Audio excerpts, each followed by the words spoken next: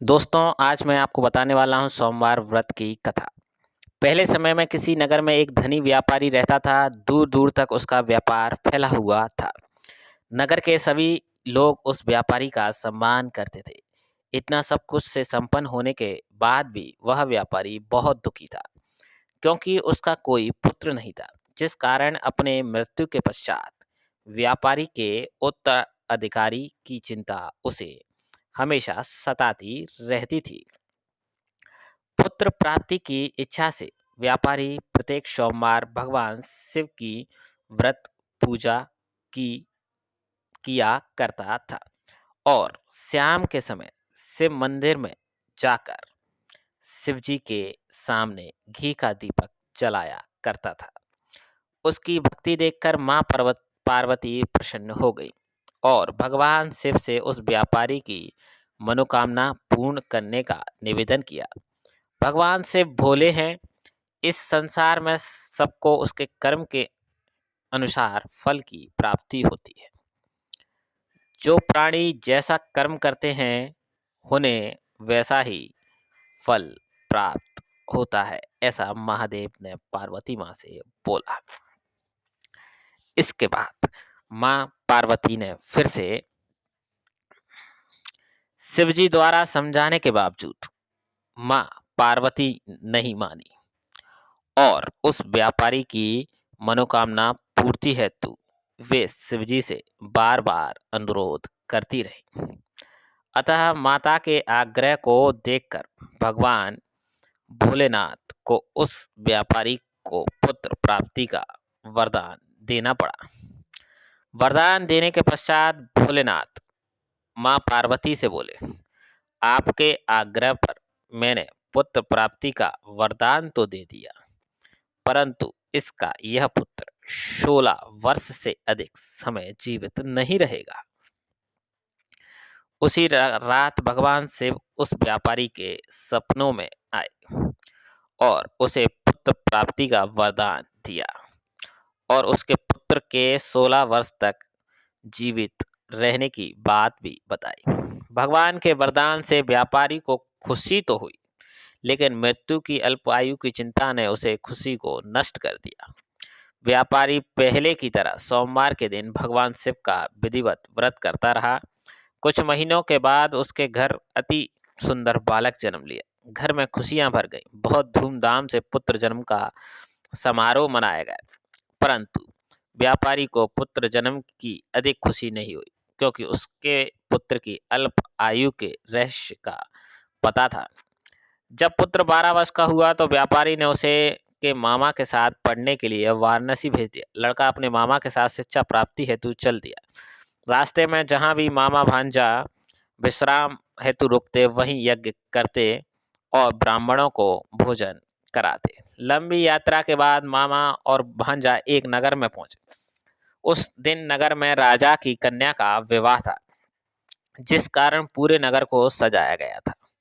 निश्चित समय पर बारात आ गई, लेकिन वर का पिता अपने बेटे के एक आंख से काने होने के कारण बहुत चिंतित था। उसे भय था कि इस बात का पता चलने पर कहीं राजा विवाह से इनकार ना कर दे, इससे उसकी बदनामी होगी।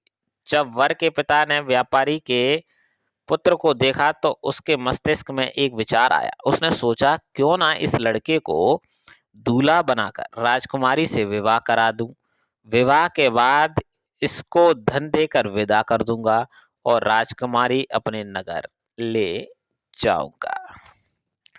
वर के पिता ने लड़के के मामा से इस संबंध में बात की। मामा ने धन मिलने के लालच में वर के पिता की बात स्वीकार कर ली।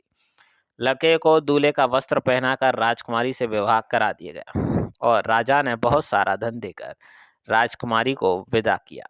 शादी के बाद जब लड़का तब राजकुमारी से लौट रहा था, तो वह सच नहीं छिपा सका और उसने राजकुमारी की ओढ़नी पर लिख दिया, राजकुमारी, तुम्हारा विवाह मेरे साथ हुआ था। मैं तो वाराणसी में पढ़ने के लिए जा रहा हूँ और अब तुम्हें जिस नवयुवक की पत्नी बनना पड़ेगा, वह कान्हा है। जब राजकुमारी ने अपनी ओढ़नी पर लिखा हुआ पढ़ा तो उसने काने लड़के के साथ जाने से इनकार कर दिया। राजा सब बातें जानकर राजकुमारी को महल में रख लिया। उधर लड़का अपने मामा के साथ वाराणसी पहुंच गया और गुरुकुल में पढ़ना शुरू कर दिया। जब उसकी आयु 16 वर्ष हुई तो उसने यज्ञ किया। यज्ञ की समाप्ति पर ब्राह्मणों को भोजन कराया और खूब अन्न वस्त्र दान किए। रात को वह अपने शयन कक्ष में सो गया। शिव के वरदान के अनुसार शयनावस्था में ही उसके प्राण पैखरू उड़ गए।